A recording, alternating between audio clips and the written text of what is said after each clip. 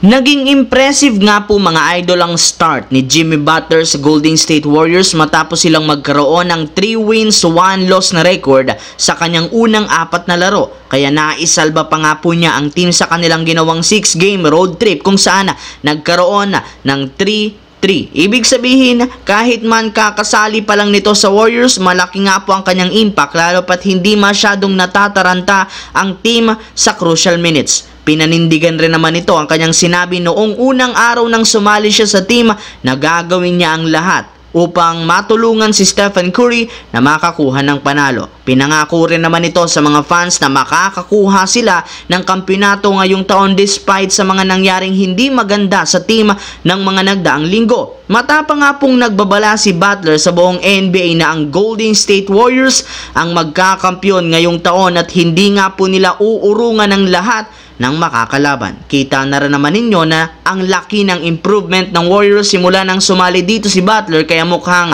magkakaroon sila ng tsansang mag-compete sa kampyonato kung sakali man. Samantala, sa pagpasok nga po ng Los Angeles Lakers sa All-Star break, magkakaroon dito ng 6 days na bakasyon na maaari nilang gamitin para makarecover mula sa kani-kanilang iniinda. Bukod dyan, pagkakataon na rin naman ito ng front office na i-analyze kung ano ang mga dapat gawin upang mapa-improve ang team. Lingid nga sa kaalaman ng lahat, since meron pa rin sapat na cap space ang Lakers, pwede pa rin talaga silang kumuha ng bagong player hanggang sa katapusan ng February. Ngunit bago nila yan gawin, kakailanganin muna nga nilang mag-open ng pwesto sa pag-waive ng ilan sa mga player. At base sa kinumpirma ng isang insider, yan rin naman ang planong gawin ni Rob Pelinka. Sa katunayan, seryoso nga po nilang kinukonsidera ang ideya na pag-waive kina Cam Reddish at Markieff Morris. Pareho rin naman nga itong patapos na ang kontrata kaya magiging madali lamang para kay Pelinka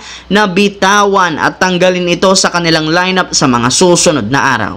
Lingid nga po sa inyong kaalaman mga idol, kabilang nga po sa mga team na nagsorpresa sa buong NBA ngayong season walang iba kundi ang Detroit Pistons at ang Houston Rockets since hindi nga po inaasahan na aangat ang mga ito. Sa parte ng Detroit Pistons simula sa pagiging worst team last season, umangat na nga sila sa pang-6 na pwesto sa East habang ang Houston nasa pang-4 na pwesto simula sa pagiging 11 seed nila last year. At kabilang sa mga player na malaki ang iniaambag sa pagkapanalo ay ang magkambal na sina Ausar Thompson ng Pistons at si Amen Thompson ng Rockets na pareho rin naman nga pong nag-average ng 14.6 points a game. Kaya literal panalong-panalo ang dalawang team sa magkambal na ito. Ang pagkakaiba lamang nilang dalawa, mas may impact nga po si Ausar Thompson since meron itong record sa Pistons ngayong February na 5 wins, 2 losses habang ang Rockets naman sobrang nag-i-struggle sa kabila ng maganda performance ni Amen Thompson sa pagkakaroon ng 2 wins, 5 losses pero